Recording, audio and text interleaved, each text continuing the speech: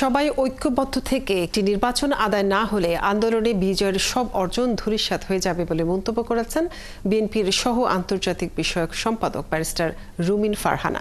শুক্রবার বিকেলে ব্রাহ্মণবাড়িয়ার সরাইল উপজেলার অন্নদা সরকারি উচ্চ বিদ্যালয় মাঠে বিএনপির একাংশের কর্মী সমাবেশে প্রধান অতিথির বক্তব্যে এসব কথা বলেন তিনি।